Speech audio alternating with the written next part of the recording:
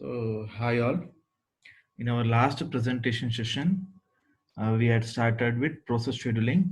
In process scheduling, I had explained some of the introduction part with respect to process scheduling. Then I explained what you mean by CPU cycle or input or output burst cycle. Then I explained things with respect to CPU schedulers. The two types of CPU schedulers are, the first one is short-term scheduler and the long-term scheduler one. So in this particular session, apart from that, I also explained what do you mean by preemptive scheduling. Then in order to compare different scheduling algorithms, what are all the different scheduling criteria you need to employ. Based on those different scheduling criteria, you can compare different scheduling algorithms. So these are the things I explained in my last presentation session. Apart from that, I explained what do you mean by scheduling algorithm. ಏನು ಒಂದು scheduling algorithm ಅಂದ್ರೆ ಈಗ for example ಈಗ ಪ್ರೋಸೆಸ್ಗಳು system ಒಳಗೆ enter ಆದಾಗ they will be in job queue ಅಲ್ಲಿ enter ಆದ್ಮೇಲೆ it will enter into main memory, ಅವಾಗ ರೆಡಿ ಕ್ಯೂ ಅಲ್ಲಿ ಇರುತ್ತೆ. ಸೊ ಆ ಪ್ರೊಸೆಸಸ್ಗಳು ಸಿಪಿಗೋಸ್ಕರ ವೆಯ್ಟ್ ಮಾಡ್ತಾ ಇರುತ್ತೆ. ಅವಾಗ ನಿಮ್ಮ ಆಪರೇಟಿಂಗ್ ಸಿಸ್ಟಮ್ ರೆಡಿ ಕ್ಯೂ ಅಲ್ಲಿ ಇರುವಂತ ಪ್ರೊಸೆಸಸ್ ನ ಸಿಪಿಯುಗೆ ಅಲೋಕೇಟ್ ಮಾಡ್ಕೊಡ್ಬೇಕು. Your operating system should allocate the processes present in ready queue to the CPU. In order to allocate the processes present in ready queue to CPU, your operating system will use some scheduling algorithm. ನಿಮ್ಮ operating system ಒಂದಷ್ಟು scheduling algorithms ಗಳನ್ನ use ಮಾಡ್ತವೆ. So ಆ different scheduling algorithms ಅಲ್ಲಿ last presentation session ಅಲ್ಲಿ we covered first come first serve scheduling algorithm. That means ಯಾವ process ready ಕ್ಯೂಗೆ first enter ಆಗಿರುತ್ತೆ ಆ ಪ್ರೋಸೆಸ್ಗೆ ಫಸ್ಟ್ ಸಿಪಿಯು ನ ಅಲೋಕೇಟ್ ಮಾಡ್ಕೋಬೇಕು. So this is first come first serve scheduling algorithm. So ಅದು ಯಾವ ರೀತಿ ವರ್ಕ್ ಆಗುತ್ತೆ ಅಂತ ಒಂದು ಪ್ರಾಬ್ಲಮ್ ಎಕ್ಸಾಂಪಲ್ ಮುಖಾಂತರ ಅರ್ಥ ಮಾಡ್ಕೊಂಡ್ವಿ.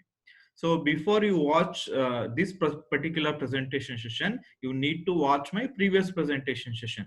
Then only you will get a clearer picture and a proper continuity in the topics we are covering. So in this particular presentation session, we shall cover the remaining scheduling algorithms. So remaining scheduling algorithms ಯಾವ್ದು ಅಂದ್ರೆ shortest job first, priority scheduling, and the last one is round robin scheduling. ಈ ಮೂರು scheduling algorithms ಯಾವ ರೀತಿ work ಆಗುತ್ತೆ, so ಮೂರು scheduling ಅಲ್ಗಾರಿಥಮ್ಸ್ಗೆ ಒಂದೊಂದು problem ಗಳನ್ನ ತಕೊಂಡು ಅದ್ ಹೆಂಗೆ ಈ ಶೆಡ್ಯೂಲಿಂಗ್ ಅಲ್ಗಾರಿಥಮ್ಸ್ ನ ಆ ಪ್ರಾಬ್ಲಮ್ಗೆ ಅಪ್ಲೈ ಮಾಡಬಹುದು ಅನ್ನೋದನ್ನ ಅರ್ಥ ಮಾಡ್ಕೊಳ್ಳೋದು. So the first scheduling algorithm for this presentation session is shortest job first scheduling algorithm. ನೇಮೇ ಸಜೆಸ್ಟ್ ಮಾಡೋ ತರ ಶಾರ್ಟೆಸ್ಟ್ ಜಾಬ್ ಫಸ್ಟ್ ಶೆಡ್ಯೂಲಿಂಗ್ ಅಂದ್ರೆ, ಈಗ ರೆಡಿ ಕ್ಯೂ ಅಲ್ಲಿ ಒಂದಷ್ಟು ಪ್ರೋಸೆಸಸ್ ವೆಯ್ಟ್ ಮಾಡ್ತಾ ಇರುತ್ತೆ ಸಿಪಿಯು ಅಲೋಕೇಶನ್ ಗೋಸ್ಕರ. ಅವಾಗ ಆಪರೇಟಿಂಗ್ ಸಿಸ್ಟಮ್ ಯಾವ ಪ್ರೋಸೆಸಸ್ ನ ಚೂಸ್ ಮಾಡುತ್ತೆ ಅಂದ್ರೆ, ಯಾವ ಪ್ರೋಸೆಸ್ಗೆ ಎಕ್ಸಿಕ್ಯೂಷನ್ ಟೈಮ್ ಕಮ್ಮಿ ಇರುತ್ತೆ ಅಂತ ಚೆಕ್ ಮಾಡುತ್ತೆ. ಇಮ್ಯಾಜಿನ್ ಈಗ ಪ್ರೋಸೆಸ್ 1, ಪ್ರೋಸೆಸ್ 2, ಪ್ರೋಸೆಸ್ 3 ಅಂತ 3 ಪ್ರೋಸೆಸ್ ವೆಯ್ಟ್ ಮಾಡ್ತಾ ಇರುತ್ತೆ. ಪ್ರೋಸೆಸ್ 1ಗೆ execution time 5 millisecond, process 2ಗೆ 6 ಮಿಲಿ ಸೆಕೆಂಡ್, ಪ್ರೋಸೆಸ್ 3ಗೆ 2 ಮಿಲಿ ಸೆಕೆಂಡ್. ಅವಾಗ your operating system will first choose process 3 choose ಮಾಡುತ್ತೆ, ಬಿಕಾಸ್ ಅದಕ್ಕೆ 2 ಮಿಲಿ ಸೆಕೆಂಡ್ ಎಕ್ಸಿಕ್ಯೂಷನ್ ಟೈಮ್. ಯಾವ ಪ್ರೋಸೆಸ್ಗೆ ಕಮ್ಮಿ ಎಕ್ಸಿಕ್ಯೂಷನ್ ಟೈಮ್ ಇರುತ್ತೆ ಆ ಪ್ರೋಸೆಸ್ ನ ನಿಮ್ಮ ಆಪರೇಟಿಂಗ್ ಸಿಸ್ಟಮ್ ರೆಡಿ ಕ್ಯೂ ಇಂದ ಚೂಸ್ ಮಾಡಿ ಸಿಪಿಯುಗೆ ಅಲೋಕೇಟ್ ಮಾಡಿಕೊಡುತ್ತೆ.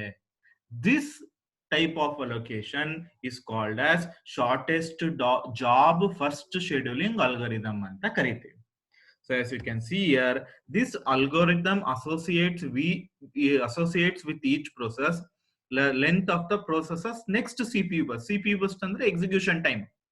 ಆ ಪರ್ಟಿಕ್ಯುಲರ್ ಪ್ರೋಸೆಸ್ ಎಷ್ಟು ಎಕ್ಸಿಕ್ಯೂಷನ್ ಟೈಮ್ ಇದೆ ಅನ್ನೋದನ್ನ ಕನ್ಸಿಡರ್ ಮಾಡ್ತೀವಿ. ವೆನ್ ಸಿಪಿಯು ಇಸ್ ಅವೈಲಬಲ್, ಈಗ ಸಿಪಿಯು ಖಾಲಿ ಆಯಿತು, ಐಡಲ್ ಆಗಿದೆ, it is assign to the processes that has the smallest next CPU burst. ಯಾವ ಪ್ರೋಸೆಸ್ಗೆ ಕಮ್ಮಿ ಎಕ್ಸಿಕ್ಯೂಷನ್ ಟೈಮ್ ಇರುತ್ತೆ ಅಥವಾ ಸ್ಮಾಲೆಸ್ಟ್ ಸಿಪಿಯು ಬಸ್ ಇರುತ್ತೆ ರೆಡಿ ಕ್ಯೂ ಅಲ್ಲಿ, ಅಂತ ಪ್ರೋಸೆಸ್ ನ ನಾವು ಸಿಪಿಯುಗೆ ಅಲೋಕೇಟ್ ಮಾಡ್ತೀವಿ. This algorithm is called as shortest job first algorithm. Suppose if the CPU burst, ಈಗ ಪ್ರೋಸೆಸ್ ಅಲ್ಲಿ ರೆಡಿ ಕ್ಯೂ ಅಲ್ಲಿ 2 ಪ್ರೋಸೆಸ್ ಇದೆ, ಎ ಅಂಡ್ ಬಿ ಅಂತ ಅನ್ಕೊಳ್ಳೋದ. ಸಿಪಿಯು ಐಡಲ್ ಆಗಿದೆ. ಈಗ ರೆಡಿ ಕ್ಯೂ ಇಂದ ಪ್ರೋಸೆಸ್ ನ ಪಿಕ್ ಮಾಡಿ ಆಪರೇಟಿಂಗ್ ಸಿಸ್ಟಮ್ ರೆಡಿ ಕ್ಯೂ ಇಂದ ಪ್ರೋಸೆಸ್ ನ ಪಿಕ್ ಮಾಡಿ ಸಿಪಿಯು ಅಲೋಕೇಟ್ ಮಾಡಬೇಕು. ಅವಾಗ ಎ ಪ್ರೋಸೆಸ್ 2 ಮಿಲಿ ಸೆಕೆಂಡ್ ಇದ್ರೆ, B process 2 milli second execution time ಇದ್ರೆ, ಅವಾಗ ಎರಡಕ್ಕೂ ಸೇಮ್ ಎಕ್ಸಿಕ್ಯೂಷನ್ ಟೈಮ್ ಇರೋದ್ರಿಂದ then we will follow first come first serve. Suppose if both the processes in the ready queue have same burst time, CPU burst time, then we go for first come first serve. If the next CPU burst of two processes are the same, then first come first serve scheduling is used to break the tie. So ಅಂತ ಟೈಮಲ್ಲಿ ಯಾರು first ಬಂದಿದ್ರೋ ಅವ್ರಿಗೆ first CPU ನ allocate ಮಾಡ್ಕೊತೀವಿ. So hope you guys become familiar with shortest job first scheduling. ಏನಂದ್ರೆ shortest job first ready queue ಅಲ್ಲಿ ಯಾವ ಪ್ರೋಸೆಸ್ಗೆ ಶಾರ್ಟೆಸ್ಟ್ CPU ಬಸ್ಟ್ ಟೈಮ್ ಇರುತ್ತೆ ಅಂತ ಪ್ರೋಸೆಸ್ ನ CPU ಗೆ ಅಲೋಕೇಟ್ ಮಾಡ್ತೀನಿ. ಇದು ಯಾವ ರೀತಿ ಅನ್ನೋದನ್ನ ಇದೊಂದು ಎಕ್ಸಾಂಪಲ್ ಮುಖಾಂತರ ಅರ್ಥ ಮಾಡ್ಕೊಳ್ಳೋದು. Consider the following set of processes with the length of CPU burst time given in milliseconds. So 4 process ಐತೆ. ಒಂದೊಂದು ಪ್ರೋಸೆಸ್ ಎಷ್ಟು ಟೈಮ್ ಎಕ್ಸಿಕ್ಯೂಟ್ ಆಗುತ್ತೆ ಅಥವಾ ಎಷ್ಟು CPU ಬಸ್ಟ್ ಟೈಮ್ ಇದೆ ಅನ್ನೋದನ್ನ ಕೊಟ್ಟಿದ್ದಾನೆ. ಈಗ P1 6 milliseconds, P2 8, P3 7, P4 3. Using shortest job first scheduling algorithm, we should schedule this according to the following Gantt chart. So ಈ ಗ್ಯಾಂಟ್ ಚಾರ್ಟ್ ಯೂಸ್ ಮಾಡ್ಕೊಂಡು ನಾವ್ ಇದನ್ನ ಈ ತರ ಶೆಡ್ಯೂಲ್ ಮಾಡ್ಕೋತೀವಿ. ನೀವೇ ಅಬ್ಸರ್ವ್ ಮಾಡ್ಬೋದು. ಈಗ ನಮ್ಗೆ ಈ ಅಲ್ಗರಿದಮ್ ಅಥವಾ ಈ ಶೆಡ್ಯೂಲಿಂಗ್ ಅಲ್ಗರಿದಮ್ ಹೆಂಗ್ ವರ್ಕ್ ಆಗುತ್ತೆ ಅನ್ನೋದು ಅರ್ಥ ಆಗಿದೆ. ಸೊ ಹೆಂಗ್ ವರ್ಕ್ ಆಗುತ್ತೆ, ಯಾವುದಕ್ಕೆ ಶಾರ್ಟೆಸ್ಟ್ ಬಸ್ಟ್ ಟೈಮ್ ಇರುತ್ತೆ ಆ ಪ್ರೋಸೆಸ್ ನ ನಾನು ಫಸ್ಟ್ CPU ಗೆ ಅಲೋಕೇಟ್ ಮಾಡ್ತೀನಿ. ಸೊ ಇಲ್ಲಿ P4 ಗೆ ಶಾರ್ಟ್ ಬಸ್ಟ್ ಟೈಮ್ ಐತೆ. ಸೊ P4 ಫಸ್ಟ್ ಎಕ್ಸಿಕ್ಯೂಟ್ ಆಗುತ್ತೆ. ನೆಕ್ಸ್ಟ್ P1 ಎಕ್ಸಿಕ್ಯೂಟ್ ಆಗುತ್ತೆ 6 milliseconds. ನೆಕ್ಸ್ಟ್ P3 ಎಕ್ಸಿಕ್ಯೂಟ್ ಆಗುತ್ತೆ 7 milliseconds. ನೆಕ್ಸ್ಟ್ P2 ಎಕ್ಸಿಕ್ಯೂಟ್ ಆಗುತ್ತೆ 8 milliseconds. So average waiting time ಕಂಡಿಡಿಯೋದಾದ್ರೆ P4 ಸ್ಟಾರ್ಟಿಂಗ್ ಇಂದಾನೆ ಎಕ್ಸಿಕ್ಯೂಟ್ ಆಗ್ತಾ ಐತೆ, ಅದಕ್ಕೆ 0, ಏನು ವೇಟ್ ಮಾಡ್ತಾ ಇಲ್ಲ. P1 has waited for 3 seconds. P3 has waited for 9 seconds. P2 has waited for 16 seconds. Till it starts execution 16 seconds ವರೆಗೂ ವೇಟ್ ಮಾಡಿರುತ್ತೆ ರೆಡಿ ಕ್ಯೂ ಅಲ್ಲಿ. ಸೊ ಎಲ್ಲಾನು ಆಡ್ ಮಾಡಿ ಡಿವೈಡೆಡ್ ಬೈ 4 ಮಾಡಿದಾಗ 7 milliseconds is the average waiting time. Usual ಆಗಿ ನಾನು shortest job first scheduling algorithm use ಮಾಡಿದ್ರೆ ನನಗೆ average waiting time ಏನಿದೆ ಅದು ತುಂಬಾನೇ ಕಮ್ಮಿ ಬರುತ್ತೆ. ಏನಕ್ಕೆ ಅಂದ್ರೆ ನಾನು ಯಾವುದು ಕಮ್ಮಿ CPU ಬಸ್ಟ್ ಟೈಮ್ ಇದೆ ಅದನ್ನೇ ಮೊದಲೇ ಎಕ್ಸಿಕ್ಯೂಟ್ ಮಾಡ್ತಾ ಇದ್ದೀನಿ. ಸೊ ಅದರಿಂದಾಗಿ ಬೇರೆ ಪ್ರೊಸೆಸಸ್ ಏನ್ ವೇಟ್ ಮಾಡುತ್ತೆ ಅದು ಕಮ್ಮಿ ಆಗುತ್ತೆ. ಬಿಕಾಸ್ ಇವೆಲ್ಲ ಬೇಗ ಎಕ್ಸಿಕ್ಯೂಟ್ ಆಗ್ಬಿಡುತ್ತೆ ಕಮ್ಮಿ CPU ಬಸ್ಟ್ ಟೈಮ್ ಇರೋದ್ರಿಂದ. So rest of the processes ಏನಿರುತ್ತೆ they won't wait much in the ready queue. ಅಷ್ಟೊಂದು ರೆಡಿ ಕ್ಯೂ ಅಲ್ಲಿ ವೇಟ್ ಮಾಡ್ತಾರಲ್ಲ. ಅದಕ್ಕೆ ಯಾವಾಗ್ಲೂ ನೀವು shortest job first scheduling algorithm use ಮಾಡಿದ್ರೆ ನಿಮ್ಗೆ ಅವರೇಜ್ ವೇಟಿಂಗ್ ಟೈಮ್ ಏನಿರುತ್ತೆ that will be very less. ತುಂಬಾನೇ ಕಮ್ಮಿ ಅವರೇಜ್ ವೇಟಿಂಗ್ ಟೈಮ್ ಬರುತ್ತೆ. ಸೊ ಇದು shortest job first scheduling algorithm. So ಇದರಲ್ಲಿ 2 ಟೈಪ್ಸ್ ಬರುತ್ತೆ. ಒಂದು ಪ್ರಿಎಂಪ್ಟಿವ್, ಇನ್ನೊಂದು ನಾನ್ ಪ್ರಿಎಂಪ್ಟಿವ್. ಸೊ ಪ್ರಿಎಂಪ್ಟಿವ್ ಅಂದ್ರೆ ಏನು ಅಂತ ನಾನು ಆಗ್ಲೇ ಎಕ್ಸ್ಪ್ಲೈನ್ ಮಾಡಿದೀನಿ ಪ್ರೀವಿಯಸ್ ಸೆಷನ್ ಅಲ್ಲಿ. ಇನ್ನೊಂದ್ಸಲ ಹೇಳ್ತೀನಿ ಪ್ರಿಎಂಪ್ಟಿವ್ ಅಂದ್ರೆ ಏನು ಅಂತ. ಯಾವ್ದಾದ್ರು ಒಂದು ಪ್ರೋಸೆಸ್ CPU ಅಲ್ಲಿ ಎಕ್ಸಿಕ್ಯೂಟ್ ಆಗ್ತಾ ಇರುತ್ತೆ ಅಂತ ಅನ್ಕೊಳ್ಳಿ. ಆ CPU ಅಲ್ಲಿ ಯಾವ್ದಾದ್ರು ಒಂದು ಪ್ರೋಸೆಸ್ ಎ ಅನ್ನೋ ಪ್ರೋಸೆಸ್ CPU ಅಲ್ಲಿ ಎಕ್ಸಿಕ್ಯೂಟ್ ಆಗ್ತಾ ಇರುತ್ತೆ. ಈ ಎ ಅನ್ನೋ ಪ್ರೋಸೆಸ್ ಎಕ್ಸಿಕ್ಯೂಟ್ ಆಗ್ಬೇಕಾದ್ರೇನೆ ಯಾವ್ದೋ ಒಂದು ಪ್ರೋಸೆಸ್ ಬಿ ಹೋಗಿ ಪ್ರೋಸೆಸ್ ಎ ನ ರಿಮೂವ್ ಮಾಡ್ಬಿಟ್ಟು ಪ್ರೋಸೆಸ್ ಬಿ CPU ಅಲ್ಲಿ ಎಕ್ಸಿಕ್ಯೂಟ್ ಆಗೋಕ್ ಶುರು ಆಗುತ್ತೆ. This is preemptive scheduling. You are forcefully removing the process A from the CPU and you are making sure process B gets executed. ಅದನ್ನ preemptive scheduling ಅಂತ ಕರಿತೇವೆ. Non preemptive ಅಂದ್ರೆ process A CPU ಅಲ್ಲಿ execution complete ಆಗೋವರೆಗೂ process B wait ಮಾಡುತ್ತೆ. ಅದು ಪ್ರಿಎಂಪ್ಟ್ ಮಾಡಲ್ಲ. ಯಾವಾಗ ಪ್ರೋಸೆಸ್ ಎ ಎಕ್ಸಿಕ್ಯೂಷನ್ ಕಂಪ್ಲೀಟ್ ಮಾಡುತ್ತೆ ಅವಾಗ ಪ್ರೋಸೆಸ್ ಬಿ CPU ಅಲ್ಲಿ ಹೋಗಿ ಎಕ್ಸಿಕ್ಯೂಷನ್ ನ ಸ್ಟಾರ್ಟ್ ಮಾಡ್ಕೊಳ್ಳುತ್ತೆ. ಇದು ಡಿಫ್ರೆನ್ಸ್. ಪ್ರಿಎಂಪ್ಟಿವ್ ಅಂದ್ರೆ ಆಲ್ರೆಡಿ ಎಕ್ಸಿಕ್ಯೂಟಿಂಗ್ ಪ್ರೋಸೆಸ್ ನ ಸ್ಟಾಪ್ ಮಾಡಿ ಬೇರೊಂದು ಪ್ರೋಸೆಸ್ ಎಕ್ಸಿಕ್ಯೂಟ್ ಆಗೋದು, ದಟ್ ಈಸ್ ಪ್ರಿಎಂಪ್ಟಿವ್. ನಾನ್ ಪ್ರಿಎಂಪ್ಟಿವ್ ಅಂದ್ರೆ ಆಲ್ರೆಡಿ ಎಕ್ಸಿಕ್ಯೂಟಿಂಗ್ ಪ್ರೋಸೆಸ್ ಎಂಡ್ ಆಗೋವರೆಗೂ ವೆಯ್ಟ್ ಮಾಡಿ ಆಮೇಲೆ ಸ್ಟಾರ್ಟ್ ಮಾಡೋದು ನಾನ್ ಪ್ರಿಎಂಪ್ಟಿವ್. ಈ ಶಾರ್ಟೆಸ್ಟ್ ಜಾಬ್ ಫಸ್ಟ್ ಅಲ್ಲೂ ಸಹ ನಾವು 2 ತರ ಇಂಪ್ಲಿಮೆಂಟ್ ಮಾಡಬಹುದು. ಈ ಪರ್ಟಿಕ್ಯುಲರ್ ಅಲ್ಗರಿದಮ್ ಏನಿದೆ shortest job first, this can be implemented in 2 ways. First one ಬಂದು ಪ್ರಿಎಂಪ್ಟಿವ್, ಸೆಕೆಂಡ್ ಒನ್ ನಾನ್ ಪ್ರಿಎಂಪ್ಟಿವ್. ಅದು ಯಾವ ರೀತಿ ಅನ್ನೋದನ್ನ we shall see in the next slide. So as I explained in my previous slide, ಅದನ್ನೇ ಹೇಳಿರೋದು. ನಿಮ್ shortest job first scheduling algorithms ಏನಿದೆ, it can be considered as an optimal algorithm. Why? Because it gives minimum average waiting time. Why it gives minimum average waiting time ಅಂತ ಹೇಳಿದ್ದೇನೆ. Because ಕಮ್ಮಿ burst time ಇರುವಂತ process ನ ಮೊದಲೇ execute ಮಾಡ್ಬಿಡ್ತೀರಾ. So ಆ processes ಗಳು ಬೇಗ ಎಕ್ಸಿಕ್ಯೂಟ್ ಆಗೋದ್ರಿಂದ ರಿಮೈನಿಂಗ್ ಪ್ರೋಸೆಸ್ ಅಷ್ಟೊಂದು ವೆಯ್ಟ್ ಮಾಡೋ ಅವಶ್ಯಕತೆ ಇರಲ್ಲ. ಸೊ ಅವಾಗ ನಿಮ್ಗೆ ಅವರೇಜ್ ವೇಟಿಂಗ್ ಟೈಮ್ ಸಹ ಕಮ್ಮಿ ಬರುತ್ತೆ. So that's why it can be considered as an optimal algorithm, optimal scheduling algorithm ಅಂತ ಕನ್ಸಿಡರ್ ಮಾಡಬಹುದು. ಜೊತೆಗೆ ಲಾಸ್ಟ್ ಸ್ಲೈಡ್ ಅಲ್ಲಿ ಹೇಳೋ ತರ shortest job first algorithm can be preemptive or also it can be non preemptive. So the choice arises when a new processes arrive at the ready queue while a previous process is still executing. ಇಲ್ಲಿ ನಿಮ್ CPU ಐತೆ ಅಂತ ಅನ್ಕೊಳ್ಳಿ. So I will show with some textual information ತೋರಿಸ್ತೀನಿ. So ಇಲ್ಲಿ ನಿಮ್ದು CPU ಇದೆ, ಓಕೆನಾ? This is my CPU. ಈ CPU ಒಳಗೆ ಆಗ್ಲೇ ಒಂದು ಪ್ರೋಸೆಸ್ ಎಕ್ಸಿಕ್ಯೂಟ್ ಆಗ್ತಾ ಇರುತ್ತೆ. ಈ CPU ಒಳಗೆ ಆಗ್ಲೇ ಒಂದು P1 ಅನ್ನೋ ಪ್ರೋಸೆಸ್ ಎಕ್ಸಿಕ್ಯೂಟ್ ಆಗ್ತಾ ಇರುತ್ತೆ ಅಂತ ಅನ್ಕೊಳ್ಳಿ. P1 ಅನ್ನೋ ಪ್ರೋಸೆಸ್ ಎಕ್ಸಿಕ್ಯೂಟ್ ಆಗ್ತಾ ಇರುತ್ತೆ. ಸೊ ಈಗ ರೆಡಿ ಕ್ಯೂಗೆ, ಇದು ನಂದು ready queue, this is my ready queue ಅಂತ ಅನ್ಕೊಳ್ಳೋದು. This is my ready queue. ಈ ರೆಡಿ ಕ್ಯೂ ಒಳಗೆ ಒಂದು ಪ್ರೋಸೆಸ್ ಎಂಟರ್ ಆಯ್ತು. ಸೊ ಇಲ್ಲಿ P2 ಅಂತ ಒಂದು ಪ್ರೋಸೆಸ್ ಎಂಟರ್ ಆಯ್ತು, ಓಕೆನಾ? ಸಪೋಸ್ ಇದು P1 ಪ್ರೋಸೆಸ್ ಏನ್ ಎಕ್ಸಿಕ್ಯೂಟ್ ಆಗ್ತಾ ಇದೆ, ಇದ್ರದ್ದು ಬಸ್ಟ್ ಟೈಮ್ ಬಂದು 5 ಮಿಲಿ ಸೆಕೆಂಡ್ ಅಂತ ಅನ್ಕೊಳ್ಳೋದು. 5 ಮಿಲಿ ಸೆಕೆಂಡ್ ಇದು ಎಕ್ಸಿಕ್ಯೂಷನ್ ಟೈಮ್ ಅಥವಾ CPU ಬಸ್ಟ್ ಟೈಮ್. ಈ P2 ಬಸ್ಟ್ ಟೈಮ್ ಏನಿದೆ ದಟ್ ಈಸ್ 2 ಮಿಲಿ ಸೆಕೆಂಡ್ ಅಂತ ಅನ್ಕೊಳ್ಳೋದು. ಸೊ ಯಾವಾಗ the CPU burst time of P2 is less than the CPU burst time of P1 ಅಂತ ಗೊತ್ತಾಗುತ್ತೆ, ಅವಾಗ P2 will preempt for P1 to wait. So P2 will preempt for P1 to wait. ಆವಾಗ P2 execution ಮಾಡೋಕೆ ಶುರು ಆಗುತ್ತೆ. This is called as preemptive. Preemptive ಅಂದ್ರೇನು? ಯಾವಾಗ CPU burst time ಏನಾಗಿರುತ್ತೆ, ರೆಡಿ ಕ್ಯೂಗ್ ಬರುವಂತ process CPU burst time execute ಆಗ್ತಾ ಇರೋ ಪ್ರೋಸೆಸ್ CPU ಬಸ್ಟ್ ಟೈಮ್ ಗಿಂತ ಕಮ್ಮಿ ಇದ್ದಾಗ it will preempt. Suppose preempt ಆಗ್ದೇನೆ ಇದು ಕಂಪ್ಲೀಟ್ ಎಕ್ಸಿಕ್ಯೂಷನ್ ಆಗುವವರೆಗೂ, ಫಾರ್ ಎಕ್ಸಾಂಪಲ್ ಇಲ್ಲಿ P2 ಎಂಟರ್ ಆಯ್ತು, ಇಲ್ಲಿ P2 ಎಂಟರ್ ಆಯ್ತು. P2 ಎಷ್ಟು 2 ಮಿಲಿ ಸೆಕೆಂಡ್ ಇದೆ P2, ಓಕೆನಾ? ಇದು ನಂದು CPU ಅಲ್ಲಿ ಒಂದು ಪ್ರೋಸೆಸ್ ಎಕ್ಸಿಕ್ಯೂಟ್ ಆಗ್ತಾ ಐತೆ. CPU ಅಲ್ಲಿ ಎಕ್ಸಿಕ್ಯೂಟ್ ಆಗ್ತಿರೋ ಪ್ರೋಸೆಸ್ ಯಾವುದು? P1. P1 is taking how many milliseconds to execute? ಅದ್ರದ್ದು CPU burst time ಬಂದು 5 milliseconds. So even though the CPU burst time of P2 is less than P1, this P2 will wait. It won't preempt. That is called as non-preemptive. So ನಿಮ್ದು shortest job first scheduling algorithm ಏನಿದೆ, you can implement it in both the ways. Either you can make it preemptive or you can make it non-preemptive. Preemptive ಆದ್ರೂ ಮಾಡಬಹುದು ಅಥವಾ ನಾನ್ ಪ್ರಿಎಂಪ್ಟಿವ್ ಆದ್ರೂ ಮಾಡಬಹುದು. So ಅದು ಯಾವ ರೀತಿ ಅನ್ನೋದನ್ನ ನಾನೀಗ ಒಂದು ಎಕ್ಸಾಂಪಲ್ ಮುಖಾಂತರ ಎಕ್ಸ್ಪ್ಲೇನ್ ಮಾಡ್ತೀನಿ. Then you will get a clearer picture. So as you can see here, the choice arises when new process arrives at the ready queue while a previous process is still executing. Correct tane? This previous process is still executing, a new process has arrived.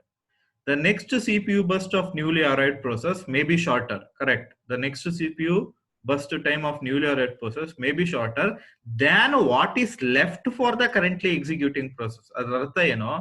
ಇದು ಆಗ್ಲೇ 1 second execute ಆಗ್ಬಿಟ್ಟಿದೆ ಅಂತ ಅನ್ಕೊಳ್ಳಿ. 1 second execute ಆದ್ರೂ ಉಳ್ಕೊಳ್ಳೋದು 4. So 4 ಆದ್ರೂ ಸಹ 2 is less than 4. So 1 second execute ಆದ್ರೂ remaining 4 ಇದ್ರು ಸಹ 2 is less than 4. ಅಂತ ಟೈಮಲ್ಲಿ P2 ಬಂದು P1 ಗೆ ಪ್ರಿಎಂಪ್ಟ್ ಮಾಡಿ ಎಕ್ಸಿಕ್ಯೂಟ್ ಮಾಡಿದ್ರೆ ಪ್ರಿಎಂಪ್ಟಿವ್. A preemptive shortest job first scheduling algorithm will preempt the currently running process, whereas a non-preemptive shortest job scheduling algorithm will allow the currently running process to finish its CPU burst. ಈ case ಇವೊಂದು ಕಮ್ಮಿ ಇದ್ರೂ ಸಹ ಇದ್ರದ್ದು CPU burst time ಇದು complete ಆಗುವವರೆಗೂ P2 weight ಮಾಡುತ್ತೆ. ಅದನ್ನ ನಾನ್ ಪ್ರಿಎಂಪ್ಟಿವ್ case ಅಂತ ಕರೀತೀವಿ. ಇಲ್ಲಿ ವೆಯ್ಟ್ ಮಾಡಲ್ಲ, P2 ಪ್ರಿಎಂಪ್ಟ್ ಮಾಡುತ್ತೆ. ನನಗೆ CPU burst ಟೈಮ್ ಕಮ್ಮಿ ಇದೆ, first I will complete the execution, you wait ಅಂತ P2 P1 ಗೆ ಪ್ರಿಎಂಪ್ಟ್ ಮಾಡುತ್ತೆ. That is called as preemptive scheduling. ಓಕೆನಾ? Preemptive scheduling, shortest job first scheduling is sometimes also called as shortest remaining time first scheduling. ಆ ತರನು ಸಹ preemptive shortest job first scheduling ನ ಕರೀತಾರೆ. So ಈಗ ಯಾವ ರೀತಿ ಪ್ರಿಎಂಪ್ಟಿವ್ ಮತ್ತೆ ನಾನ್ ಪ್ರಿಎಂಪ್ಟಿವ್ ನ ನಾವು ಇಂಪ್ಲಿಮೆಂಟ್ ಮಾಡಬಹುದು ಅನ್ನೋದನ್ನ ಈ ಎಕ್ಸಾಂಪಲ್ ಮುಖಾಂತರ ಅರ್ಥ ಮಾಡ್ಕೊಳ್ಬೇಕು. As you can see here, there are 4 processes.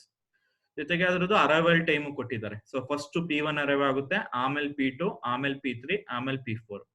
So ಪ್ರತಿ ಒಂದು ಪ್ರೋಸೆಸ್ CPU ಬರ್ಸ್ಟ್ ಟೈಮ್ ಕೊಟ್ಟಿದ್ದಾರೆ. ಎಷ್ಟೆಷ್ಟೆಲ್ಲ ಎಕ್ಸಿಕ್ಯೂಟ್ ಆಗುತ್ತೆ, ಎಷ್ಟು ಟೈಮ್ ಎಕ್ಸಿಕ್ಯೂಟ್ ಆಗುತ್ತೆ ಅಂತ CPU ಬರ್ಸ್ಟ್ ಟೈಮ್ ಅನ್ನು ಇಲ್ಲಿ ಇಂಡಿಕೇಟ್ ಮಾಡಿದ್ದಾರೆ. ಓಕೆನಾ? This is the CPU burst time. First we shall understand how shortest job first scheduling algorithm works using preemption use ಮಾಡಿ ಹೆಂಗೆ shortest job first scheduling algorithm work ಆಗುತ್ತೆ ಅಂತ ಫಸ್ಟ್ ಅರ್ಥ ಮಾಡ್ಕೊಳ್ಳೋದು. Then we can move on to shortest job first scheduling algorithm using non preemptive method ನ second ನೋಡೋದು.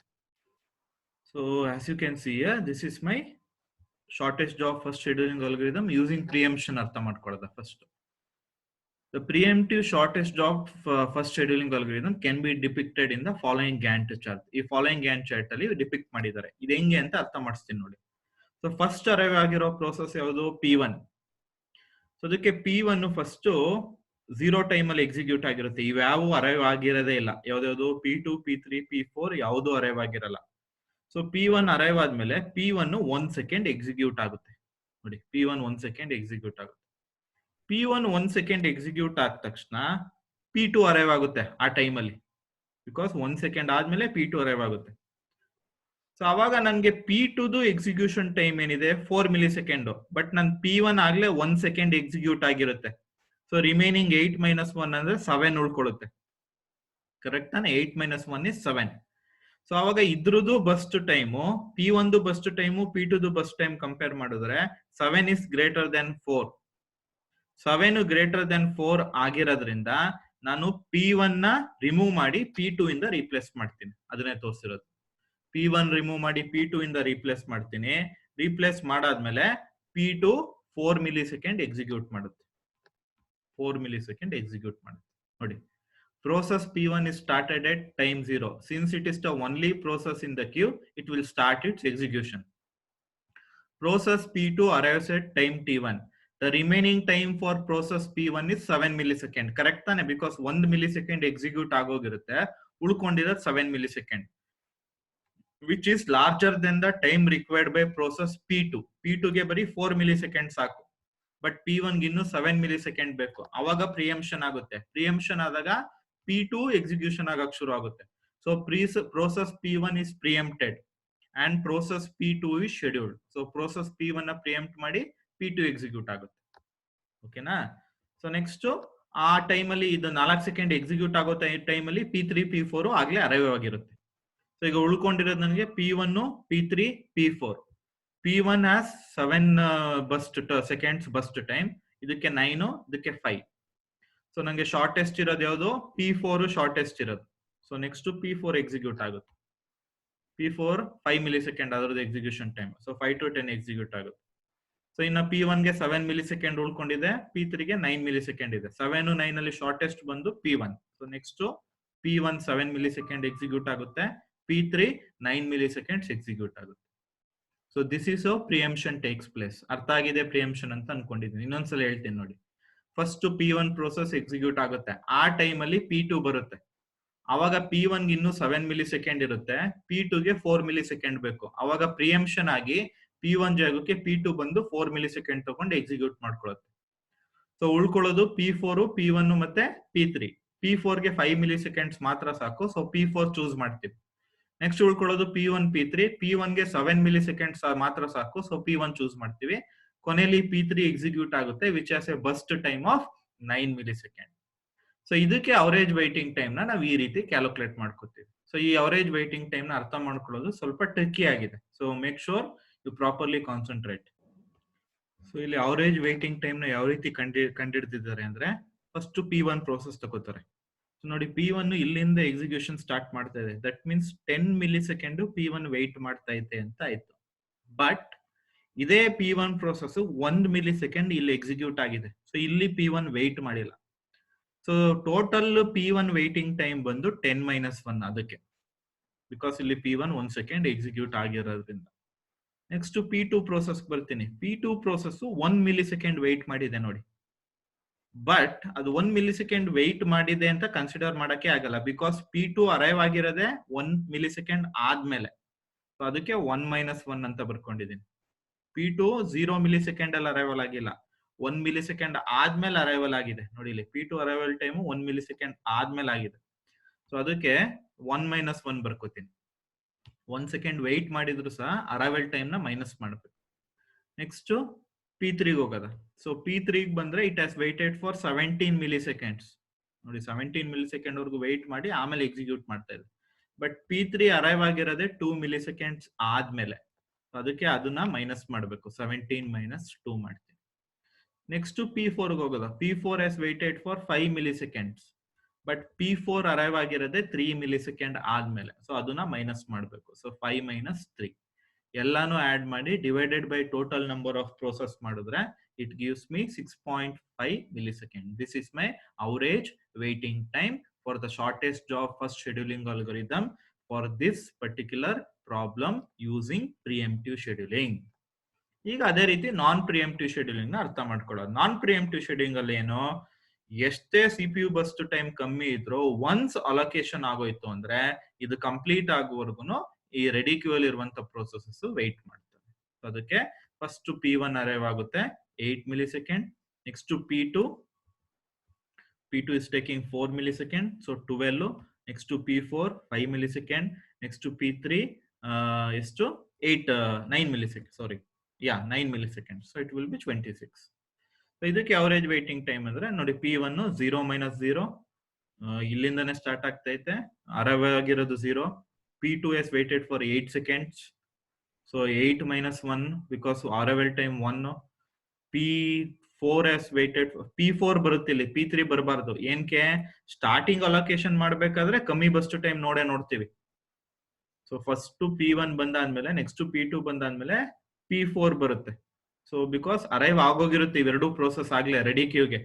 So ಅವಾಗ ನಾನು ರೆಡಿ ಕ್ಯೂ ಇಂದ ಪ್ರೋಸೆಸ್ ನ ಚೂಸ್ ಮಾಡ್ಬೇಕಾದ್ರೆ P3 ಚೂಸ್ ಮಾಡಕ್ ಆಗಲ್ಲ. ಬಿಕಾಸ್ ಇವೆರಡು ಪ್ರೋಸೆಸ್ ಅಲ್ಲಿ ನನ್ P4 ಗೆ ಕಮ್ಮಿ ಬಸ್ಟ್ ಟೈಮ್ ಇರೋದು. Even though you are using non preemptive, you are still following shortest job first.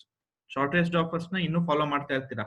ಅದಕ್ಕೆ P3 P4 ರೆಡಿ ಕ್ಯೂ ಅಲ್ಲಿ ಇದ್ದಾಗ you need to choose P4 which has 5 milliseconds, which is less compared to P3 which has 9 milliseconds. So ಅದಕ್ಕೆ ಅದು choose ಮಾಡ್ಕೋತೀನಿ. P4 ನ 5, next P3 9. So ಇದಕ್ಕೆ P2 has waited for 8. So ಅದಕ್ಕೆ 8 minus 1 arrival time. P4 has waited for 12 because P4 arrive 3 milliseconds ಆದ್ಮೇಲೆ 12 minus 3. P3 has waited for 17 minus 2 ಮಾಡಬೇಕು because 2 milliseconds ಆದ್ಮೇಲೆ arrive. So ನಿಮಗೆ average waiting time 7.75 ಬರುತ್ತೆ. As you can see, the average waiting time of shortest job first using preemptive scheduling is lesser than compared to the average waiting time of shortest job first using non-preemptive method. So ಅದು less ಇರುತ್ತೆ. So this completes your shortest job first scheduling algorithm. I hope you guys become familiar with the shortest job first scheduling algorithm. What it suggests andre, you are going to select the processes from the ready queue based on the burst time. Which process is having shortest burst time, that process needs to be allocated to the CPU first. As you can see here, P4 at 3, so that's why it is given first. Next to P1, next to P3, next to P2. ಇದರಲ್ಲಿ ಎರಡು ತರ, ಒಂದು ಪ್ರಿಯಂಪ್ಟಿವ್ ಇನ್ನೊಂದು ನಾನ್ ಪ್ರಿಯಂಪ್ಟಿವ್. ಪ್ರಿಯಂಪ್ಟಿವ್ ಅಂದ್ರೆ ಏನು ಅಂತ ಈ diagram ಮುಖಾಂತರ ಎಕ್ಸ್ಪ್ಲೈನ್ ಮಾಡಿದ್ದೀನಿ. ನಾನ್ ಪ್ರಿಯಂಪ್ಟಿವ್ ಅಂದ್ರೆ ಏನು ಅನ್ನೋದನ್ನು ಈ ಡಯಾಗ್ರಾಮ್ ಮುಖಾಂತರ ಎಕ್ಸ್ಪ್ಲೈನ್ ಮಾಡಿದ್ದೀನಿ. ಗ್ಯಾಂಟ್ ಚಾರ್ಟ್ ಮುಖಾಂತರ ಪ್ರಿಯಂಪ್ಟಿವ್ ಹೆಂಗ್ ವರ್ಕ್ ಆಗುತ್ತೆ, ಈ ಗ್ಯಾಂಟ್ ಚಾರ್ಟ್ ಮುಖಾಂತರ ನಾನ್ ಪ್ರಿಯಂಪ್ಟಿವ್ ಶಾರ್ಟೆಸ್ಟ್ ಜಾಬ್ ಫಸ್ಟ್ ಹೆಂಗ್ ವರ್ಕ್ ಆಗುತ್ತೆ ಅಂತ ಎಕ್ಸ್ಪ್ಲೈನ್ ಮಾಡಿದ್ದೀನಿ. So in our next slide, we shall move on to the next scheduling algorithm, which is priority scheduling algorithm. So the next scheduling algorithm is priority scheduling. So in priority scheduling, as the name itself suggests, you can guess what do you mean by preemptive scheduling, priority scheduling. That means, suppose there are some processes, some 3 to 4 processes in the ready queue. Those processes needs to be allocated to the CPU. In such a case, if you are following priority scheduling algorithm, you will choose a process which is having higher priority. ಯಾವ ಪ್ರೋಸೆಸ್ಗೆ ready queue ಅಲ್ಲಿ higher priority ಇರುತ್ತೆ ಆ particular process ನ choose ಮಾಡಿ ನಾನು CPU ಗೆ allocate ಮಾಡ್ಕೋತೀನಿ. That is called as priority scheduling. As you can see here, a priority is associated with each process and the CPU is allocated to the process with the highest priority. ಯಾವ process ಗೆ highest priority ಇರುತ್ತೆ ಆ particular process ನ CPU ಗೆ allocate ಮಾಡ್ತೀವಿ. The same question arises ಈಗ. Suppose if there are 2 or more processes with the same priority, ಆವಾಗ we will follow first come first serve order. Ready queue ಅಲ್ಲಿ 2-3 ಪ್ರೋಸೆಸಸ್ಗೂ same priority ಇದ್ದಾಗ ಅಂತ time ಅಲ್ಲಿ ಯಾರು ರೆಡಿ ಕ್ಯೂಗೆ ಫಸ್ಟ್ ಎಂಟರ್ ಆಗಿದ್ರು ಅವ್ರನ್ನ ಫಸ್ಟ್ CPU ಗೆ ಅಲೋಕೇಟ್ ಮಾಡ್ತೀವಿ. That is second point. Third point, priorities ನ ಯೂಶುವಲ್ ಆಗಿ ಅಲೋಕೇಟ್ ಮಾಡಕ್ಕೆ we will use numbers such as 0 to 7 or 0 to 4095 ಈ ತರ ನಂಬರ್ಸ್ ಅಲ್ಲಿ ಯೂಸ್ ಮಾಡ್ತೀವಿ. ಬಟ್ ಹೈಯರ್ ಪ್ರಿಯಾರಿಟಿ ಅಂತ ಹೆಂಗ್ ಡಿಸೈಡ್ ಮಾಡ್ತೀರಾ ಒಂದು ಪ್ರೋಸೆಸ್ಗೆ ಅಂದ್ರೆ, ಲೋವರ್ ನಂಬರ್ ಇದ್ರೆ that suggest those process are having higher priority. That means process A ಗೆ ಪ್ರಿಯಾರಿಟಿ 0 ಇತ್ತು, ಪ್ರೋಸೆಸ್ ಬಿ ಗೆ ಪ್ರಿಯಾರಿಟಿ 5 ಇತ್ತು ಅಂದ್ರೆ ಅವಾಗ ಹೈಯರ್ ಪ್ರಿಯಾರಿಟಿ ಪ್ರೋಸೆಸ್ ಎ ಗೆ ಕೊಡ್ತೀರ. ಲೋವರ್ ನಂಬರ್ ಇದ್ದಷ್ಟು ಅದರದ್ದು ಪ್ರಿಯಾರಿಟಿ ಜಾಸ್ತಿ ಇರುತ್ತೆ. ಸೊ ಪ್ರಿಯಾರಿಟಿ ಶೆಡ್ಯೂಲಿಂಗ್ ಅಂದ್ರೆ ಏನು, if there are many processes in the ready queue and you are following priority scheduling algorithm, then you will choose a process which is having higher priority. That process will be allocated to the CPU. Suppose if the processes have same priority, then you will follow first come first serve. ಯಾವಾಗಲೂ higher priority ಅಂದ್ರೆ lower numbers ಇರ್ಬೇಕು. 0 ಅಂದ್ರೆ top most priority, 1 ಅಂದ್ರೆ next priority, ಆ ತರ ಬರುತ್ತೆ. So ಇದು ಯಾವ ರೀತಿ ವರ್ಕ್ ಆಗುತ್ತೆ ಅಂತ ಒಂದು ಎಕ್ಸಾಂಪಲ್ ಮುಖಾಂತರ ಅರ್ಥ ಮಾಡ್ಕೊಳ್ಳೋದು. Consider the following set of processes assumed to arrive at time 0. ಎಲ್ಲಾನು ಟೈಮ್ 0 ಗೆ ಅರೈವ್ಡ್ ಆಗಿದೆ. ಸೊ ಒಂದೇ ಟೈಮ್ ಅಲ್ಲಿ ಅರೈವ್ ಆಗಿವೆ. So in the order P1, P2, P3, 4, 5 with the length of CPU burst. CPU burst time ಅನ್ನು ಕೊಟ್ಟಿದ್ದಾನೆ, ಎಷ್ಟು execution ಆಗುತ್ತೆ. ಜೊತೆಗೆ ಒಂದು ಎಕ್ಸ್ಟ್ರಾ ಪ್ಯಾರಾಮೀಟರ್ ಕೊಟ್ಟಿದ್ದಾನೆ ವಿಚ್ ಇಸ್ ದ ಪ್ರಿಯಾರಿಟಿ. ಒಂದೊಂದು ಪ್ರೋಸೆಸ್ಗೂ ಏನೇನ್ ಪ್ರಿಯಾರಿಟಿ ಇದೆ ಅನ್ನೋದನ್ನು ಮೆನ್ಷನ್ ಮಾಡಿದ್ದಾನೆ. So using priority scheduling we should schedule this processes according to the following Gantt chart.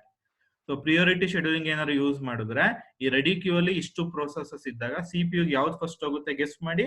Priority ಕಮ್ಮಿ ಇರೋದು ಯಾವ್ದಕ್ಕೆ? 1. So it is highest priority. So P2 first execute ಆಗುತ್ತೆ, P2 ಆದ್ಮೇಲೆ P5, P5 ಆದ್ಮೇಲೆ P1, P1 ಆದ್ಮೇಲೆ P3, P3 ಆದ್ಮೇಲೆ P4. ಯಾವುದಕ್ಕೆ highest priority ಇರುತ್ತೆ ಅದು ಫಸ್ಟ್ ಎಕ್ಸಿಕ್ಯೂಷನ್ ಆಗುತ್ತೆ. So P2 execution time burst time ಎಷ್ಟು? 1 millisecond. P5 bust time 5. So 1 + 5 ಅಂದ್ರೆ 6. P1 10, 6 + 10 16. P3 2, 16 + 2 18. P4 1, 18 + 1 19. So average waiting time ಬೇಕು ಅಂದ್ರೆ, so first P1 is waited for 6 millisecond. P2 ಏನು ವೇಟೇ ಮಾಡಿಲ್ಲ, ಸ್ಟಾರ್ಟಿಂಗ್ ಇಂದನೇ ಎಕ್ಸಿಕ್ಯೂಷನ್ ಶುರು ಮಾಡಿದೆ. P3 is waited for 16 millisecond. P4 is waited for 18 millisecond. Next P5 is waited for 1 millisecond. So ಎಲ್ಲಾನು add ಮಾಡಿ divided by total number of processes 5 ಮಾಡಿದ್ರೆ average waiting time 8.2 milliseconds ಬರುತ್ತೆ. So this is how priority scheduling will work. ಹೆಂಗ್ work ಆಗುತ್ತೆ? Based on priority you will be choosing the process from the ready queue. The process which has the highest priority will be the first to get allocated to the CPU. ನಿಮ್ priority scheduling ಅಲ್ಲೂ you can have ಪ್ರಿಯಂಪ್ಟಿವ್ R ನಾನ್ ಪ್ರಿಯಂಪ್ಟಿವ್. ಅರ್ಥ ಆಗಿದೆ ಆಗ್ಲೇ ಪ್ರಿಯಂಪ್ಷನ್ ನಾನ್ ಪ್ರಿಯಂಪ್ಷನ್ ಅಂತ ಅನ್ಕೊಂಡಿದ್ದೀನಿ. ಪ್ರಿಯಂಪ್ಷನ್ ಅಂದ್ರೆ executing process ನ ಪ್ರಿಯಂಪ್ಟ್ ಮಾಡಿ ಇನ್ನೊಂದು ಪ್ರೋಸೆಸ್ ನ ಎಕ್ಸಿಕ್ಯೂಟ್ ಮಾಡಕ್ ಟ್ರೈ ಮಾಡ್ತೀರಾ. ನಾನ್ ಪ್ರಿಯಂಪ್ಟಿವ್ ಅಂದ್ರೆ ಎಕ್ಸಿಸ್ಟಿಂಗ್ ಪ್ರೋಸೆಸ್ ಎಂಡ್ ಆಗೋವರೆಗೂ ಇನ್ನೊಂದು ಪ್ರೋಸೆಸ್ ವೇಟ್ ಮಾಡ್ತಾರೆ. ಸೊ ಹೆಂಗೆ ಇದು ಪ್ರಿಯಾರಿಟಿ ಶೆಡ್ಯೂಲಿಂಗ್ ಅಲ್ಲಿ ಪ್ರಿಯಂಪ್ಷನ್ ನಾನ್ ಪ್ರಿಯಂಪ್ಷನ್ ಅಚೀವ್ ಮಾಡ್ತಾರೆ ಅಂದ್ರೆ, when A process arrive at the ready Q, ಈಗ ಯಾವುದೋ ಒಂದು ಪ್ರೋಸೆಸ್ ರೆಡಿ ಕ್ಯೂಗೆ ಬಂತು, it's priority is compared with the priority of currently running process. CPU ಅಲ್ಲಿ ಆಗ್ಲೇ ಒಂದು ಪ್ರೋಸೆಸ್ ರನ್ ಆಗ್ತಾ ಇದೆ, ರೆಡಿ ಕ್ಯೂಗೆ ಒಂದು ಪ್ರೋಸೆಸ್ ಬಂತು. ಆ ರೆಡಿ ಕ್ಯೂಗೆ ಬಂದಿರುವಂತ ಪ್ರೋಸೆಸ್ ಟು ಪ್ರಿಯಾರಿಟಿನ CPU ಅಲ್ಲಿ ಎಕ್ಸಿಕ್ಯೂಟ್ ಆಗ್ತಾ ಇರೋ ಪ್ರೋಸೆಸ್ ಟು ಪ್ರಿಯಾರಿಟಿ ಜೊತೆ ಕಂಪೇರ್ ಮಾಡ್ತೀನಿ. A preemptive priority scheduling algorithm will preempt the CPU if the priority of newly arrived process is higher than the priority of currently running process. CPU ಅಲ್ಲಿ ಎಕ್ಸಿಕ್ಯೂಟ್ ಆಗ್ತಾ ಇರುವಂತ ಪ್ರೋಸೆಸ್ ಟು ಪ್ರಿಯಾರಿಟಿ ಗಿಂತ ಈಗ ರೆಡಿ ಕ್ಯೂಗೆ ಬಂದಂತ ಪ್ರೋಸೆಸ್ ಟು ಪ್ರಿಯಾರಿಟಿ ಜಾಸ್ತಿ ಇದ್ರೆ ಅವಾಗ ಪ್ರಿಯಂಪ್ಷನ್ ಆಗುತ್ತೆ. ಪ್ರಿಯಂಪ್ಷನ್ ಆದಾಗ ಎಕ್ಸಿಸ್ಟಿಂಗ್ ಪ್ರೋಸೆಸ್ ನ ರೆಡಿ ಕ್ಯೂ ಅಲ್ಲಿ ಇರುವಂತ ಪ್ರೋಸೆಸ್ ರೀಪ್ಲೇಸ್ ಮಾಡುತ್ತೆ. ನಾನ್ ಪ್ರಿಯಂಪ್ಟಿವ್ ಪ್ರಿಯಾರಿಟಿ ಅಂದ್ರೆ it will be simply put the new process at the end of the ready queue. Even though priority ಜಾಸ್ತಿ ಇದ್ರೂ CPU ಅಲ್ಲಿ ಎಕ್ಸಿಕ್ಯೂಟ್ ಆಗ್ತಾ ಇರೋ ಪ್ರೋಸೆಸ್ ಕಂಪ್ಲೀಟ್ ಆಗೋವರೆಗೂ ರೆಡಿ ಕ್ಯೂ ಅಲ್ಲಿ ಇರುವಂತ ಪ್ರೋಸೆಸ್ ವೇಟ್ ಮಾಡುತ್ತೆ. ಯಾವ ರೀತಿ ನೀವು ಪ್ರಿಯಂಪ್ಷನ್ ಅಥವಾ ನಾನ್ ಪ್ರಿಯಂಪ್ಷನ್ ನ ಪ್ರಿಯಾರಿಟಿ ಶೆಡ್ಯೂಲಿಂಗ್ ಅಲ್ಲಿ ಎಂಪ್ಲಾಯ್ ಮಾಡಬಹುದು ಅಂದ್ರೆ, if a new process arrives at the ready queue, then the priority of the ready queue process will be checked with the priority of the process executing in the CPU. ಯಾವಾಗ ready queue process ಟು priority greater than CPU executing process ಟು priority ಇರುತ್ತೆ, ಅವಾಗ ಈ process ನ replace ಮಾಡ್ತೀನಿ. ಅದು ಪ್ರಿಯಂಪ್ಷನ್. Replace ಮಾಡದೇನೆ ಇದು ವೆಯ್ಟ್ ಮಾಡುತ್ತೆ ಅಂದ್ರೆ that is non preemptive scheduling algorithm. Usually ಆಗಿ ಪ್ರಿಯಾರಿಟಿ ಶೆಡ್ಯೂಲಿಂಗ್ ಅಲ್ಲಿ ಒಂದು ಮೇಜರ್ ಪ್ರಾಬ್ಲಮ್ ಬರುತ್ತೆ. That major problem is called as indefinite blocking or starvation.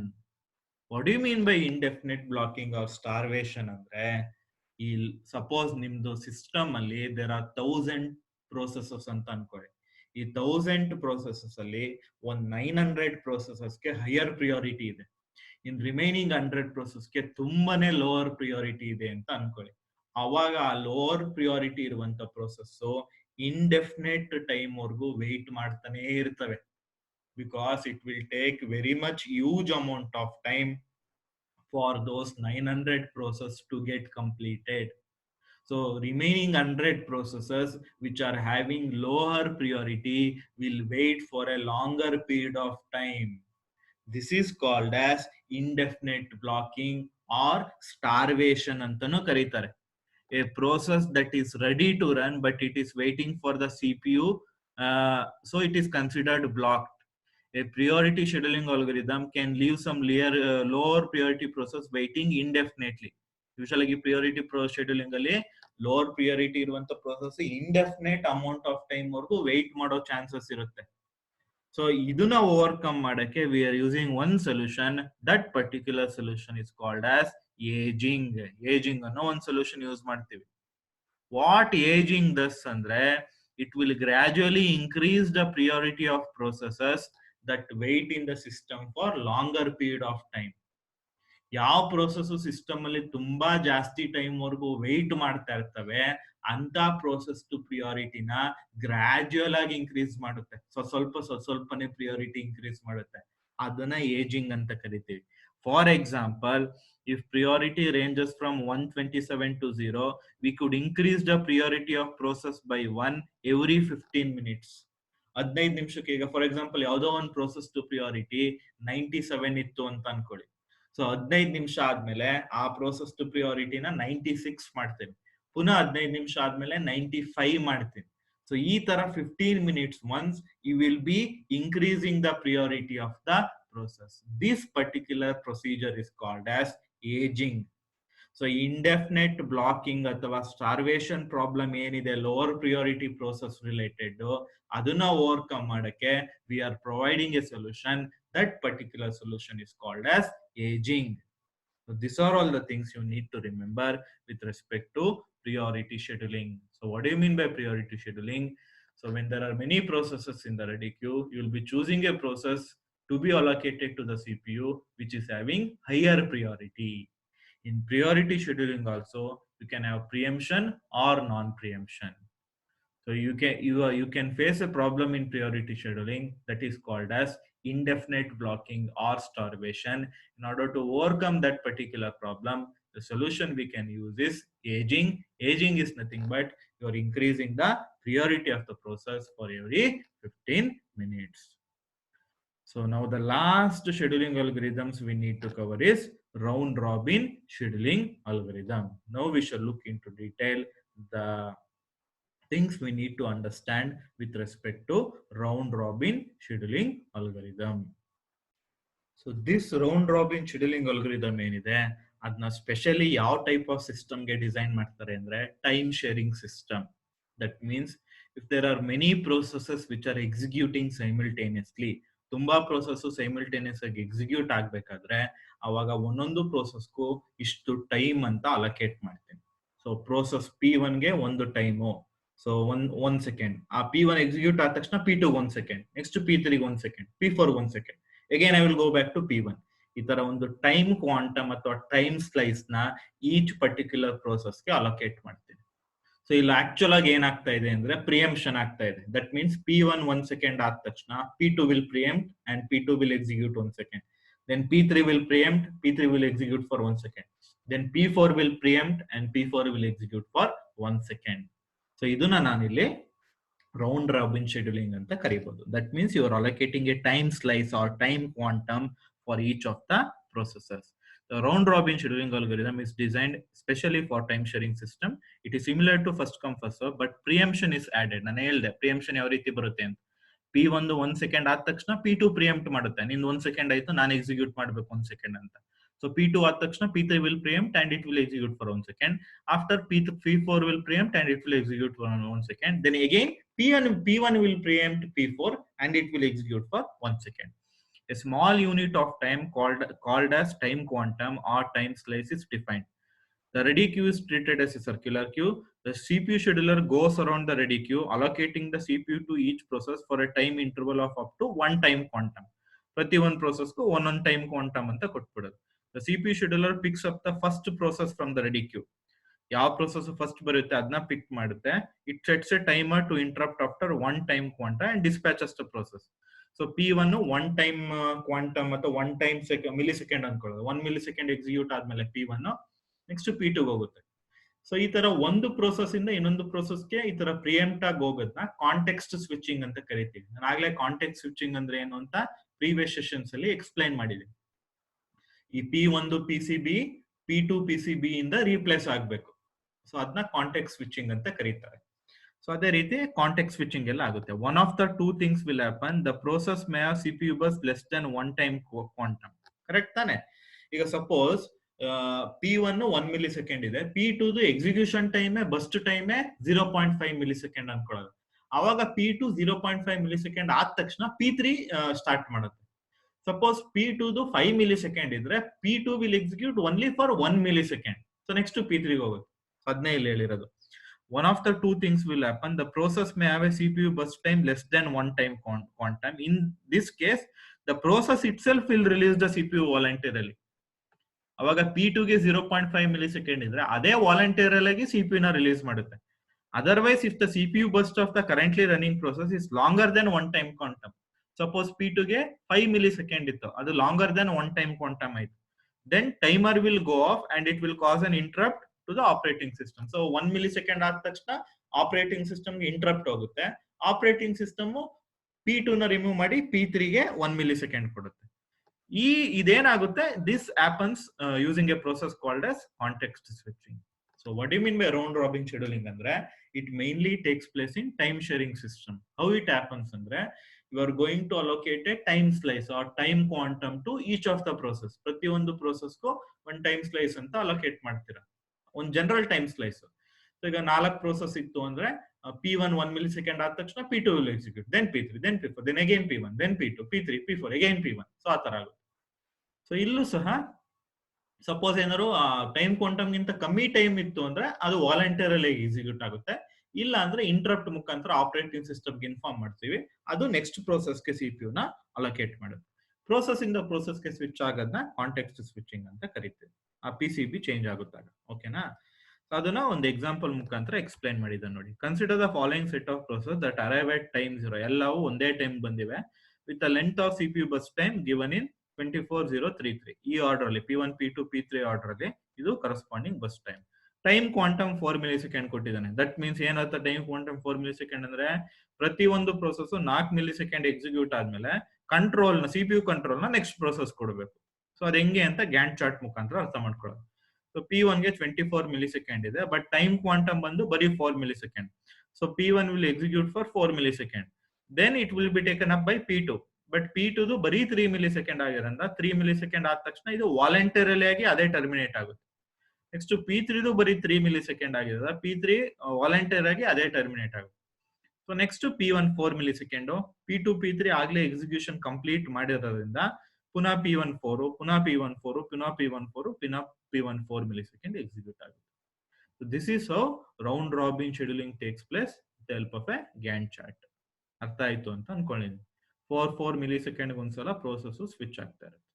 P2 P3 complete ಆಗ್ಬಿಟ್ಟಿರೋದ್ರಿಂದ ಬರೀ 3 millisecond ಇತ್ತು, ಕಂಪ್ಲೀಟ್ ಆಗೋಯ್ತು. ಸೊ ರಿಮೈನಿಂಗ್ ಎಲ್ಲ 4 milliseconds P1 ಗೆ ಕೊಡ್ತೀವಿ.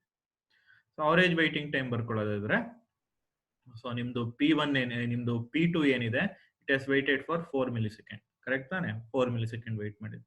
ನೆಕ್ಸ್ಟ್ ನಿಮ್ P3 ಏನಿದೆ, ನಿಮ್ P3 7 milliseconds ವೈಟ್ ಮಾಡಿದೆ. P3 7 millisecond. ನಿಮ್ P1 ಏನಿದೆ, ಇಲ್ಲೂ ಅದೇ ಎಕ್ಸಿಕ್ಯೂಟ್ ಆಗಿದೆ. ಈ ಎರಡು ಪಾರ್ಟ್ ಅಲ್ಲಿ ಮಾತ್ರ P1 ಎಕ್ಸಿಕ್ಯೂಟ್ ಆಗಲ್ಲ. ಸೊ 10 - 4 ಅಂದ್ರೆ 6 millisecond P1 ವೈಟ್ ಮಾಡಿದೆ. ಸೊ ಅದು P1. 6 + 4 + 7 ಅಂದ್ರೆ 17 divided by number of processors 3 ಅಂದ್ರೆ 5.66 millisecond. This is the average waiting time. This is how your round robin scheduling algorithm works. This completes all your 4 scheduling algorithms. First come first serve scheduling algorithm complete ಆಯ್ತು. Next ಏನು first come first serve scheduling algorithm ಅಂದ್ರೆ ಯಾವ ರೀತಿ work ಆಗುತ್ತೆ, ಯಾವ process first ready ಕ್ಯೂಗ್ ಬರುತ್ತೆ ಆ process ನ ಫಸ್ಟ್ ಸಿಪಿಯು ಅಲೋಕೇಟ್ ಮಾಡ್ತೀನಿ. Next shortest job first scheduling algorithm ಯಾವ ರೀತಿ ವರ್ಕ್ ಆಗುತ್ತೆ, ಯಾವ ಪ್ರೋಸೆಸ್ಗೆ ರೆಡಿ ಕ್ಯೂ ಅಲ್ಲಿ ಇರುವಂತ ಯಾವ ಪ್ರೋಸೆಸ್ಗೆ ಶಾರ್ಟೆಸ್ಟ್ ಸಿಪಿಯು ಬಸ್ಟ್ ಟೈಮ್ ಇದೆ ಅದನ್ನ ಫಸ್ಟ್ ಸಿಪಿಯು ಅಲೋಕೇಟ್ ಮಾಡ್ತೀನಿ. ಅದರಲ್ಲಿ ಪ್ರಿಯಂಪ್ಷನ್ ನಾನ್ ಪ್ರಿಯಂಪ್ಷನ್ ಇದೆ, ಅದನ್ನ ಡೀಟೇಲ್ ಆಗಿ ಎಕ್ಸ್ಪ್ಲೈನ್ ಮಾಡಿದೀನಿ ಹೆಂಗ್ ವರ್ಕ್ ಆಗುತ್ತೆ. ಪ್ರಿಯಾರಿಟಿ ಶೆಡ್ಯೂಲಿಂಗ್ ಅಂದ್ರೆ ರೆಡಿ ಕ್ಯೂ ಅಲ್ಲಿ ಇರುವಂತ ಯಾವ ಪ್ರೋಸೆಸ್ಗೆ ಹೈಯರ್ ಪ್ರಿಯಾರಿಟಿ ಇರುತ್ತೆ ಆ ಪ್ರೋಸೆಸ್ಗೆ ಫಸ್ಟ್ ಸಿಪಿಯು ಅಲೋಕೇಟ್ ಮಾಡ್ತೀನಿ. ರೌಂಡ್ ರಾಬಿನ್ ಶೆಡ್ಯೂಲಿಂಗ್ ಅಂದ್ರೆ ರೆಡಿ ಕ್ಯೂ ಅಲ್ಲಿ ಇರುವಂತ ಎಲ್ಲಾ ಪ್ರೋಸೆಸ್ಗೂ ಒಂದು ಟೈಮ್ ಕ್ವಾಂಟಮ್ ಕೊಡ್ತೀನಿ. ಸೊ ಆ ಟೈಮ್ ಕ್ವಾಂಟಮ್ ಒಂದು ಪ್ರೋಸೆಸ್ ಸಿಪಿಯು ಅಲೋಕೇಟ್ ಆಗಿ ಕಂಪ್ಲೀಟ್ ಮಾಡಾದ್ಮೇಲೆ ನೆಕ್ಸ್ಟ್ ಪ್ರೋಸೆಸ್ ಪ್ರಿಯಂಪ್ಷನ್ ಆಗಿ ಆ ಪ್ರೋಸೆಸ್ ಆ ಟೈಮ್ ಕ್ವಾಂಟಮ್ ತಗೊಳುತ್ತೆ. ಅದ್ಯಾವ ರೀತಿ ಅಂತ ಒಂದು ಗ್ಯಾಂಟ್ ಚಾರ್ಟ್ ಮುಖಾಂತರ ಸೊ ಈ ಪರ್ಟಿಕ್ಯುಲರ್ ಎಕ್ಸಾಂಪಲ್ ಅಲ್ಲಿ ಅರ್ಥ ಮಾಡ್ಕೊಂಡು. So this completed all your 4 process scheduling algorithms. The CPU can choose in order to pick processes from the ready queue and allocate it to the CPU. Ready queue in the processes na pick ಮಾಡಿ CPU ಗೆ allocate ಮಾಡಬೇಕಾದ್ರೆ ನಿಮ್ಮ operating system ಇವು 4 main scheduling algorithms ನ use ಮಾಡ್ಕೋಬಹುದು. First come first serve, shortest job first, priority scheduling, round robin scheduling. So in our next presentation session, we shall try to look into the problems which are asked in the previous year question papers. So previous year question papers ಅಲ್ಲಿ ಈ 4 algorithms ಮೇಲೆ ಏನೇನ್ problems ಕೇಳಿದ್ದಾರೆ ಅನ್ನೋದನ್ನ ಅರ್ಥ ಮಾಡ್ಕೊಂಡು ಅದಕ್ಕೆ solutions ಏನು ಅನ್ನೋದನ್ನು ತಿಳ್ಕೊಳ್ಳೋಣ. So in the last 4th presentation session, we shall cover the remaining topics of process scheduling. Remaining topics ಏನೇನು ಉಳ್ಕೊಂಡಿರುತ್ತೆ ಅದನ್ನ 4th presentation session ಅಲ್ಲಿ ಕವರ್ ಮಾಡ್ಕೊಳ್ಳೋಣ. So I hope you will complete this first 2 presentation session. So once you complete this first two presentation session, it will be easier for you to understand the remaining 2 presentation session. Especially it will become very much easier for you to understand the next presentation session, which is completely based on problems. So problems ಯಾವ ರೀತಿ solve ಮಾಡೋದು ಈ scheduling algorithms ಮೇಲೆ ಅನ್ನೋದನ್ನ next presentation session ಅಲ್ಲಿ ಅರ್ಥ ಮಾಡ್ಕೊಳ್ಳೋದು. Thank you.